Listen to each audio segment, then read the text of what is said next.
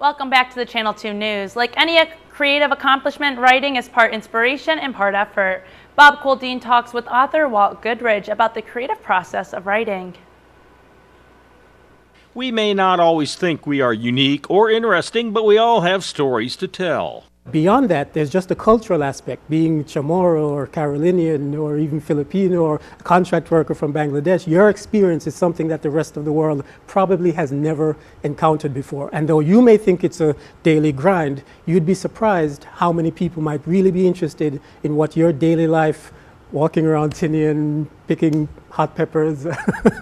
Walt Goodridge has worked with residents to publish their own personal stories. This one is a book that was written by one of my workshop attendees. This is Drinking Seawater, which is Riza Ramos's experience being out in Sodalore back in 2015. Her roof blew off and she and her family were out in the 180-mile-an-hour winds, so she wrote a story about that. This one was one of the first books I wrote on Saipan with the help of Chunyu Wang, a garment factory worker, and this has been used in about 3 different colleges in the United States in their textiles and their women's studies courses. He offers this practical advice to aspiring writers. Work from a list. And what I mean by that is I separate the creativity from the assembly.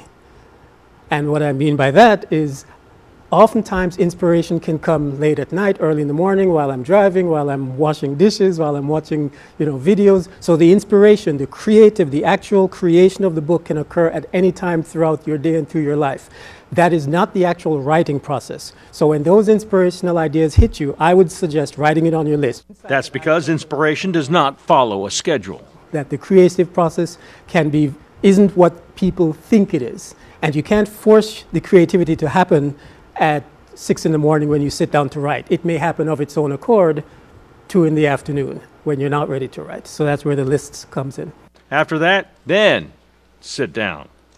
Then the assembly part of the process is when you sit down at 2 or 3 in the morning and actually now start to assemble the book. And through the magic of cut and paste and rearranging, you can do all of that. And so that's what I advise people to do. Separate the creativity from the actual assembly, work from lists so you always have something to do. One issue that everyone faces, time. But Goodridge says, hey, think about it like this.